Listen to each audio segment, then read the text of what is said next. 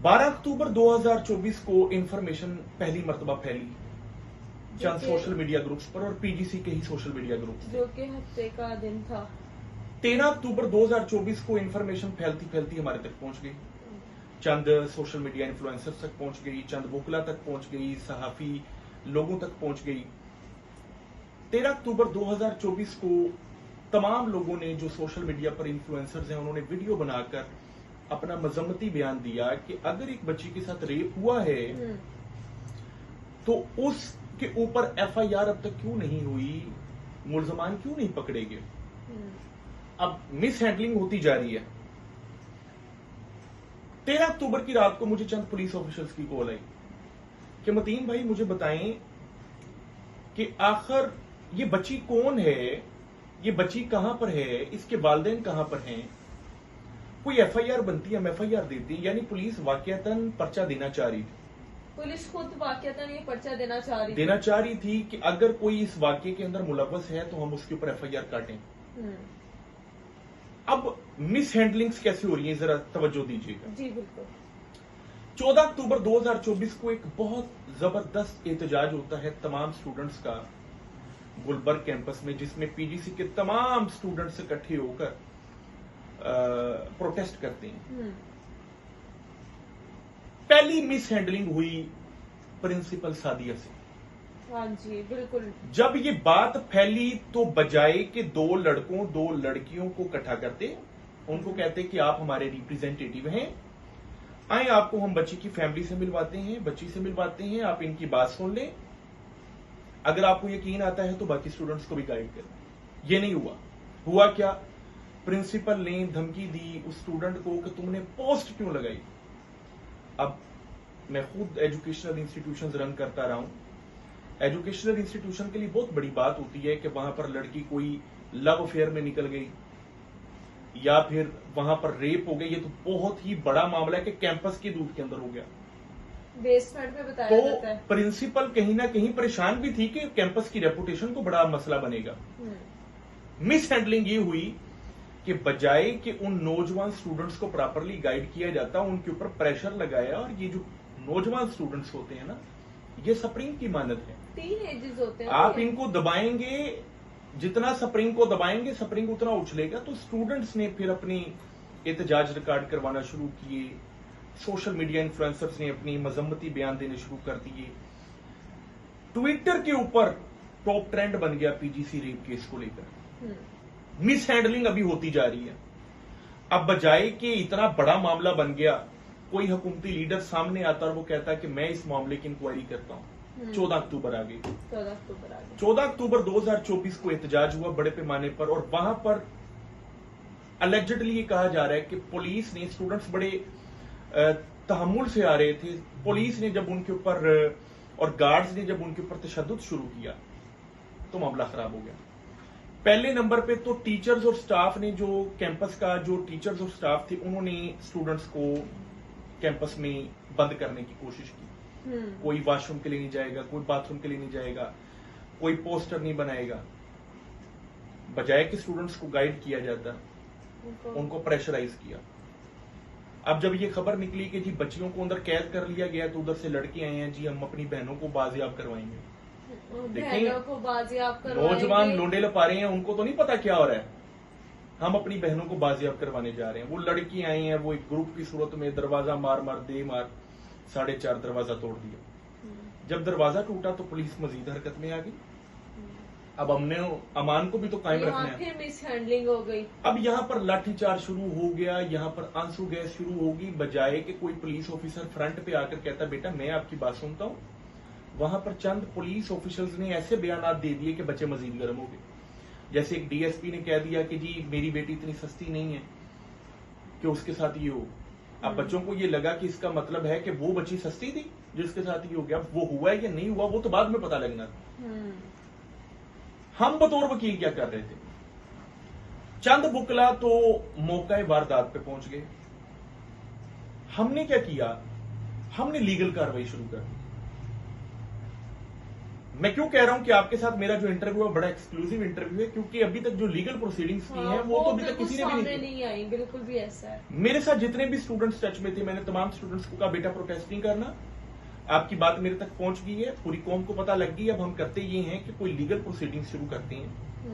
अगर किसी बच्ची के साथ ये हुआ है तो हमारे पास हेबियस कॉर्पस पिटीशन हम फाइल करते हैं, बच्ची को रिकवर करवा के कोर्ट में बुलाते हैं। बच्ची या उसके वालिदैन आ जाए या कोई स्टेटमेंट आ जाए कोर्ट में, जब बयान आ जाएगा ना कि मेरे साथ कुछ नहीं हुआ, तो बात खत्म। जब बच्ची या उसके वालिदैन कोई इसके ऊपर रिपोर्ट नहीं दर्ज करवाना चाहते तो आप कुछ नहीं कर सकते। जैसे कि आप जानते हैं कि आपने शहरबान और नकवी जो एएसपी हैं उन्होंने, अब मैं आपको तफसील से बताता जाऊंगा हाँ। कहां कहां मिस हैंडलिंग हुई। अब मैडम, हमने 14 अक्टूबर 2024 को एक हेबियस पिटीशन फाइल कर दी कोर्ट के अंदर। हमारा लोकस स्टैंडा ये बनता था कि हेबियस पिटीशन अंडर आर्टिकल 199 कोई भी फाइल कर सकता है। मामला बहुत बड़ा था। मियां अब्दुल मतीन एडवोकेट के नाम से ये हेबियस पिटीशन फाइल हो गई, जिसमें हमने कहा कि जनाब ये बच्ची है जिसका नाम हम डिस्क्लोज नहीं करेंगे। इस बच्ची के बारे कहा जा रहा है कि इसके साथ रेप हुआ है, इस बच्ची को कहीं इलीगल डिटेंशन या इम्प्रॉपर कस्टडी में ना रखा हो, इसको रिकवर करवा के कोर्ट में बुलाएं, इसका बयान आ जाए ताकि सारे बच्चे ठंडे हो जाएं। हाँ, बिल्कुल ऐसा है। अब बजाय कि इस हेबियस पिटीशन के ऊपर बेल ऑफ अपॉइंट होता, कहा जा रहा था कि एवर केयर हॉस्पिटल में बेल ऑफ अपॉइंट होता, हम एवर केयर हॉस्पिटल जाते, वहां पर देखते बच्ची ना होती तो हम खुद लोगों को बताते कि बच्ची नहीं है, ये मामला सच्चा नहीं है। बेल ऑफ अपॉइंट नहीं हुआ, यानी जजेस भी डरे हुए थे इस मामले के ऊपर। नोटिस हो गया, 14 अक्टूबर को नोटिस हुआ 16 अक्टूबर के लिए। अब इसी दौरानिये में एक बहुत बड़ा हंगामा हो चुका था 14 अक्टूबर का कि लाठी चार्ज, आंसू गैस, शेलिंग, बाकी मामला, स्टूडेंट्स के ऊपर प्रेशर, और फिर सहाफियों को तो मसाला चाहिए, वो वहां पर पहुंच गए जी, बच्चे के साथ तशद्दुद हो गया, ये देखें जी पुलिस वाले के साथ तशद्दुद हो गया। बजाय कि हर बंदा इस मामले को अच्छे तरीके से समझता, हर बंदे ने अपना मसाला डाला। 14 अक्टूबर की शाम को पंजाब असेंबली के अंदर जो चेयरपर्सन है उन्होंने एक फैक्ट फाइंडिंग कमेटी बना दी कि 48 घंटों के अंदर फैक्ट फाइंडिंग कमेटी अपनी रिपोर्ट देगी। अब फैक्ट फाइंडिंग कमेटी ने जो अपनी रिपोर्ट देनी थी वो क्या है, उस रिपोर्ट को 48 घंटों के अंदर आना चाहिए था, और अगर हमने हेबियस पिटीशन फाइल की थी तो वो रिपोर्ट कोर्ट के रिकॉर्ड का भी हिस्सा बननी चाहिए थी। बनी या नहीं? बदकिस्मती से 16 अक्टूबर को जब हम कोर्ट में गए तो रिपोर्ट ये आई कि फैक्ट फाइंडिंग कमेटी बन गई है, तो इस हेबियस पिटीशन को डिसमिस कर दिया जाए। जज साहब ने फिर पूछा कि आपका लोकस स्टैंड है क्या? मैंने कहा जनाब इतना बड़ा मामला बन गया, तोड़ फोड़ हो रही है, बच्ची की अगर स्टेटमेंट रिकॉर्ड हो जाए तो मामला सारा कवर हो जाए। मैं तो बतौर वकील यही कर सकता था। और एक तरफ से स्टूडेंट्स को भी हम गाइड कर रहे हैं कि बेटा प्रोटेस्ट ना करो, ये आपके लिए बेहतर अमल नहीं है। जब वुकला आपके लिए आगे आ गए हैं तो वो वुकला को अपनी लीगल प्रोसीडिंग्स को फॉलो करने दो। खैर, मामला ये बना कि 16 अक्टूबर को रिपोर्ट नहीं आई। अब 16 अक्टूबर को 2 कार्रवाइयां हुई, वो 2 कार्रवाइयां मैं आपके सामने रखूंगा। पहले नंबर पे तो 14 अक्टूबर को वजीर तलीम मौका वारदात पे गए तो उन्होंने कोई अपना इंटरव्यू दे दिया कि हाँ मुझे ऐसा देख के लगता है कि जी रेप हुआ है। अब वो वजीर तलीम है, वजीर हैं, ऊपर तलीम के वजीर हैं, ऊपर से उनका वो बड़े अच्छे और समझदार शख्स हैं, उनको लोग सुनते हैं, बच्चे भी सुनते हैं, बच्चों को तो यकीन हो गया। इतनी ही देर में एक और मिस हैंडलिंग की हुई कि 14 अक्टूबर 2024 को एक नोटिफिकेशन निकलता है directorate of public instructions colleges Punjab से। उन्होंने पंजाब कॉलेज के गुलबर्ग कैंपस की जो रजिस्ट्रेशन है वो सस्पेंड कर दी। अब स्टूडेंट्स को पता लग गया कि वजीर तलीम भी कह रहा हुआ है, रजिस्ट्रेशन भी सस्पेंड हो गई है, इसका मतलब है दाल में कुछ काला है, और जो हम कह रहे हैं और जो हम कह रहे हैं वो बिल्कुल ठीक है। अब एक तरफ वो प्रोपेगेंडा चल रहा है, दूसरी तरफ सोशल मीडिया पर ट्वीट्स चल रहे हैं, तीसरे नंबर पर वजीर तलीम का बयान आ गया, चौथे नंबर पे एक नोटिफिकेशन आ गया। अब इस सब के ऊपर जब फैक्ट फाइंडिंग कमेटी बनती है चेयरपर्सन की तरफ से तो वहां पर स्टूडेंट्स को जाके थोड़ा सा रिलीफ होता है कि शायद कुछ मिलेगा। फैक्ट फाइंडिंग कमेटी अपनी खच मार देती है। क्या? फैक्ट फाइंडिंग की कमेटी कोई ऑफिशियल जो रिपोर्ट है वो आज तक मंजरे आम पर नहीं आई, लेकिन उसके मोटे मोटे जो बयान है वो ये हैं कि बच्ची से मिला गया, कोई 36 के करीब लोगों से जो विटनेसेस थे उनसे मिला गया, कॉलेज स्टाफ टीचर से मिला गया, प्रिंसिपल से मिला गया, डीआईजी ऑपरेशन जो डॉक्टर कामरान हैं, एफएसएल कामरान हैं, उनसे मुलाकात हुई और इस पूरी फैक्ट फाइंडिंग कमेटी ने रिपोर्ट ये दी कि जिस बच्ची के बारे कहा जा रहा है कि उसके साथ रेप हुआ है वो पलंग से गिरी है। कब गिरी है? 2 अक्टूबर को। 2 अक्टूबर से गिरने के बाद उसकी कंडीशन बड़ी टफ थी, तो पहले जनरल हॉस्पिटल गई, फिर कंडीशन और टफ हो गई कि वो इत्तफाक हॉस्पिटल गई, कंडीशन मजीद टफ होगी तो वो आईसीयू में चलेगी, और जब आईसीयू में गई तो उसको रेस्पिरेटरी इश्यूज थे। अब स्टूडेंट सोच में पड़ गए कि ये पलंग मनारे पाकिस्तान के 196 फुट के ऊपर था कि जो गिरी है तो इतना नुकसान हो गया, ये पलंग से गिरी है तो उसको जनरल हॉस्पिटल जाना पड़ा, इंजरी ज्यादा थी तो इत्तफाक हॉस्पिटल जाना पड़ा, और ज्यादा थी तो जी उसको जाना पड़ गया आईसीयू के अंदर, इंटेंसिव केयर यूनिट के अंदर। रेस्पिरेटरी इशू कहां से आ गया? पलंग से गिरी है। सांस लेने में मसला कहां से आ गया? और साथ ही साथ ये आ गया कि बच्ची ने ऑफिशियल लीव भी ली है 2 अक्टूबर से 15 अक्टूबर की। बच्चे कोर्ट डाउट में आ गए कि 2 अक्टूबर को अगर वो गिरी है तो 2 अक्टूबर को ही लीव चलेगी और 15 अक्टूबर के लिए लीव चलेगी। इतने कम दिनों के लिए? इतने कम दिनों के लिए नहीं, इतने ज्यादा दिनों के लिए। पलंग से गिरी है तो वालदेन ने इकट्ठी 2 अक्टूबर से 15 अक्टूबर तक लीव भी ले ली और वो टीचर्स ने एक्सेप्ट भी कर ली। अब स्टूडेंट्स को डाउट क्रिएट होना शुरू हो गया। 16 अक्टूबर 2024 तक क्या हो गया? अब चूंकि मामला बहुत ज्यादा हाईलाइट हो चुका था और पीजीसी इस पूरे मामले के अंदर बड़ा गंदा हो रहा था, तो पूरे पंजाब के अंदर स्टूडेंट्स निकले और जहां जहां पंजाब कॉलेज था वहां पर प्रोटेस्ट हुआ। गिरफ्तारियां भी बहुत हुई।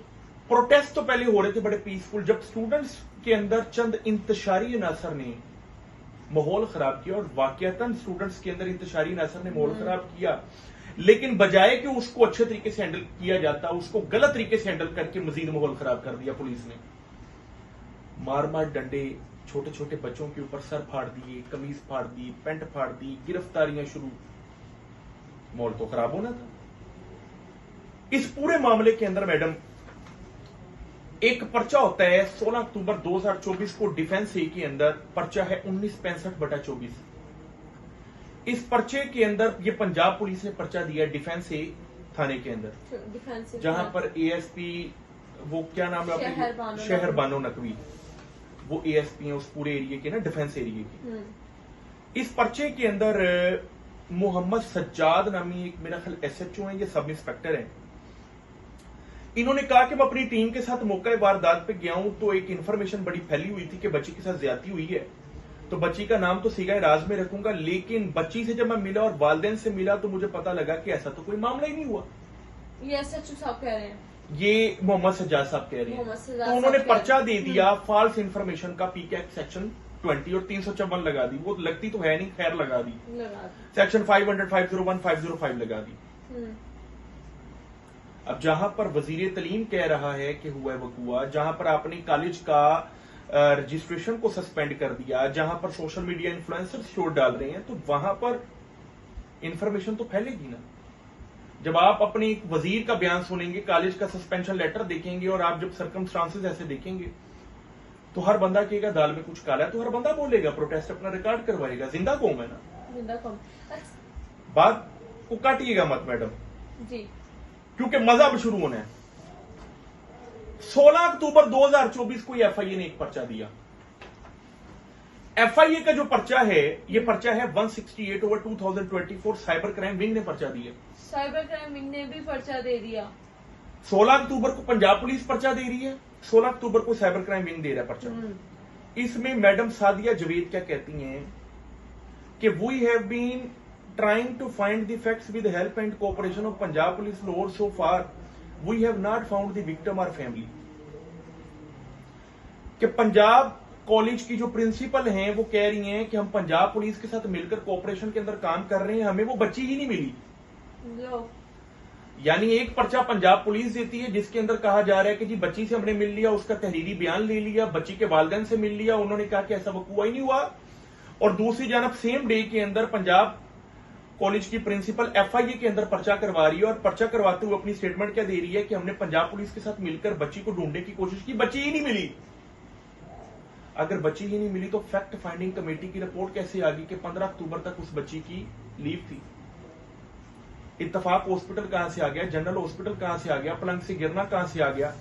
और अगर ये सब कुछ सच था तो फिर मोहम्मद सजाद साहब ने तहरीरी बयान कहां से बना दिया, वालदैन का बयान कहां से बना दिया।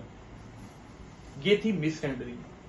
अभी अब मुझे ये बताइएगा, और व्यूवर्स ने भी अभी तक इस चीज की जो है वो शिद्दत जाग रही है, व्यूवर्स अभी भी ये जानना चाहते हैं, आपकी नजर में आप बताइएगा ये न्यूज सच्ची है या फेक। मैडम आपके सामने मैंने फैक्ट्स रख दिए हैं, आपके सामने जब मैंने फैक्ट्स रख दिए तो आप खुद बताइए कि आपका माइंड क्या अपील करता है कि ये बात सच्ची है या झूठी है। दोनों तरफ से जब ओपिनियंस आ रहे हैं, हम दोनों तरफ डबल माइंडेड हुए हुए हैं। बात सिर्फ बड़ी सादा है, जब मियां बीवी राजी तो क्या करेगा काजी। बिल्कुल, जब मियां बीवी राजी हो ना तो फिर लड़की के वालिदैन नाराज हो या लड़के के वालिदैन नाराज हो, काजी कहता ठीक है आप इकट्ठे जाओ। इसी तरह अगर किसी बच्चे के साथ कोई ज्यादती हुई है, जब वो बच्ची आगे नहीं आना चाह रही, जब उसके वालिदैन कोई कार्रवाई नहीं करना चाह रहे, अब वो मामला हुआ है या नहीं हुआ वो तो बाद की कहानी है। जब तक खुद बयान नहीं कोई रिकॉर्ड करना चाह रहा तो हमारा शोर शराबा नहीं फिर बनता, नहीं बनता। और जो बुकला पे और जिन स्टूडेंट्स पे, जिन सहाफियों पे FIR दर्ज की गई है, वो क्यों दर्ज की गई है, उसका मामला क्या समझते हैं? क्यों दर्ज की गई ये छोड़ दें, दर्ज करना ठीक है कि नहीं इस पे आ जाए। चले आप ये बहुत बड़ी मैडम ज्यादती है, सहाफियों के ऊपर जो पर्चे दिए गए ये ज्यादती है, बहुत बड़ी ज्यादती है। जहां पर आपको पता है आपके वजीर ने मिस हैंडल किया चीजों को, जहां पर DIG चीजों को मिस हैंडल कर रहा है, जहां पर कॉलेज इंतजामिया मिस हैंडल कर रही है, वहां पर अगर चंद सहाफियों से मिस हैंडलिंग हुई है तो इसका मतलब ये तो नहीं है कि आप अपने लोगों को कुछ ना कहें। पहले तो अपने वजीर के ऊपर पर्चा दो ना। नहीं, सहाफी का तो काम है ओपिनियन लेना, हर जगह जाना, उससे बात करना। जी बताएं क्या मामला पेश है? मैडम सहाफी भी ओपिनियन लेने की बजाय मसाला डाल रहे हैं और चस्का ले रहे हैं, ओपिनियन नहीं ले रहे। उनको जहां पर मसाला नजर आ रहा है, जहां पर चस्का नजर आ रहा है, वहां पर मसाला तोड़ देते हैं, चस्का ले लेते हैं। सवाल यहां पर यह उठता है कि क्या सहाफियों ने अपनी जिम्मेदारी को कबूल किया? नहीं। सहाफियों ने भी, लड़की सामने मौजूद नहीं है, वालिदैन कोई आगे नहीं आ रहा, तो सहाफी किस बुनियाद पे कह रहे हैं कि जी रेप हो गया? ही नहीं है जब। और फिर कई बंदों ने तो कह दिया कि जी वो मर गई है। कहां मर गई है? कोई डेथ सर्टिफिकेट आपके सामने पड़े? नहीं। मामला बड़ा सादा है कि इसके अंदर बड़े लूप होल्स हैं, लेकिन जब तक बच्ची और उसके वालिदैन आगे नहीं आएंगे तब तक इस इंफॉर्मेशन को फैलाना फॉल्स इंफॉर्मेशन होगा। हाँ, पर्चे हुए ये अच्छी बात नहीं, स्टूडेंट्स के ऊपर पर्चे हुए ये तो बिल्कुल अच्छी बात नहीं, और फिर स्टूडेंट्स की गिरफ्तारी हुई, मारपीट हुई। मैंने देखा कि 50-50, 60-60, 100 तुलबा को एक थाने में पकड़ के रखा। सर इनका फ्यूचर नहीं खराब हुआ? आपको लगता है कि इनका फ्यूचर खराब हुआ? स्टूडेंट्स हैं अभी तो ये बड़ी ज्यादती है, बहुत ज्यादती है। वोकला के ऊपर पर्चे हुए। अब कल हमने एक पर्चा वकील साहब के ऊपर हुआ, डिस्चार्ज करवाया। CM पंजाब साहिबा ने उनकी स्पेशल ट्वीट लगाई। अब वो ट्वीट के अंदर वो इमरान खान साहब के साथ नजर आ रहे हैं, तो मैजिस्ट्रेट साहब ने स्पेशल ऑर्डर किया। उन्होंने कहा कि ये इमरान खान साहब के साथ नजर आ रहे हैं, यानी पॉलिटिकल लीडर के साथ नजर आ रहे हैं, तो ये जो पर्चा है ये पॉलिटिकल विक्टिमाइजेशन में हुआ। बंदा डिस्चार्ज हो गया। मामला ये है कि CM पंजाब ने भी इसको मिस हैंडल किया कि उन्होंने सारे बंदों को छोड़ के उस बंदे की ट्वीट कर दी जो इमरान खान के साथ नजर आ रहा है। यानी CM ये शो करवाना चाह रही थी कि ये जो फसाद हुआ है इसके पीछे भी इमरान खान है। ये मिस हैंडलिंग नीचे से लेकर ऊपर तक हुई है, मतलब A to Z ये सब कुछ मिस हैंडलिंग थी। और जो 12 अक्टूबर से लेके आज 18 अक्टूबर तक जो मामला आप लोगों ने सोशल मीडिया पे देखे, सब मिस हैंडलिंग के थे। एब्सोल्युटली राइट, बिल्कुल ऐसा ही है। ऐसे ही अवाम एक हफ्ते से इस चीज में सिर्फ गुमसुम है कि क्या हुआ। यकीन करें मैं भी हूँ, फैमिली में ऐड हूँ, और हमारे नंबर्स काफी जगह होते हैं, लोग मुझे टेक्स्ट कर रहे हैं, मेरे पास प्रूफ भी होंगे। आप तो मीडिया में आप बताएं कि जो पंजाब कॉलेज में हुआ ये वाकया सच है या गलत है। सर आपसे भी काफी लोगों ने पूछा होगा। देखिए हमसे पूछा नहीं, हमें स्टूडेंट्स ने बताया है। हम वकील लोग हैं, इन्वेस्टिगेशन टीम्स नहीं है। हमारे पास इन्फॉर्मेशन आती है, हमने लीगल प्रोसीडिंग्स करनी होती है, हमने की हेबियस कॉर्पस फाइल की। आज 18 तारीख को फिर फैक्ट फाइंडिंग कमेटी ने ये कहा, और मैंने कहा जनाब देखिए बड़ा सिंपल है। पंजाब पुलिस कहती है कि लड़की की स्टेटमेंट हमारे पास है, FIA कहती है कि लड़की हमें मिली नहीं, पर्चा सेम डे में है। इसका मतलब है कि दाल में कुछ काला है। तो जनाबे जज साहब ने, इज्जत इमाम जज साहब ने 21 अक्टूबर की डेट डाल दी है। उसमें एसएचओ साहब को तलब किया गया और उसको कहा गया कि बताओ इन दोनों चीजों को कैसे कवर करते हो आप, लड़की कहां पर है, either she is in improper custody और illegal detention, it must be clear and it will be clear. Till then मैं तमाम स्टूडेंट्स को, तमाम सहाफी बरादरान को, तमाम लोगों को जो कि हमारे इंटरव्यू को सुन रहे हैं उनको मैं यही कहूंगा कि प्लीज जब कोई आपके पास इंफॉर्मेशन आए तो ये तो हदीस भी है कि उसकी तस्दीक कर लिया करो, राइट। अब मामला ये है कि जब चीजों की तस्दीक नहीं ना की जाती तो वो मिस हैंडल होती है, मिस हैंडल सबसे हो गया।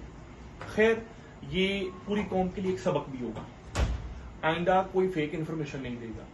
बहुत से लोग डर चुके हैं, अपनी बच्चियों को तालीम से हटा चुके हैं, कॉलेजेस और यूनिवर्सिटीज में भेजना बंद कर चुके हैं।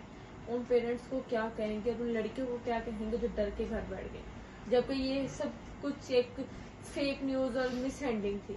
देखिए मैं ये समझता हूँ कि कॉलेजेस और स्कूल्स बड़े मुकद्दस अदारे हैं। आपकी बेटी स्कूल और कॉलेज में ज्यादा महफूज है, घर से भी ज्यादा महफूज है, मैं ये समझता हूं। मैंने अपने वकालती करियर के अंदर, मैंने अपनी इस अदालती करियर के अंदर मैंने देखा कि जो बच्चियां घर बैठी हैं उनके खराब होने के चांसेस ज्यादा हैं, और जो बच्चियां स्कूल और कॉलेजेस जा रही हैं, जो मसरूफ हैं अपनी तालीम को लेकर, अपनी दुनिया को लेकर, वो बच्चियां ज्यादा बेहतर हैं उन बच्चियों की निस्बत जो घर में वेली बैठी हैं, क्योंकि वेली रन शैतान दा कार।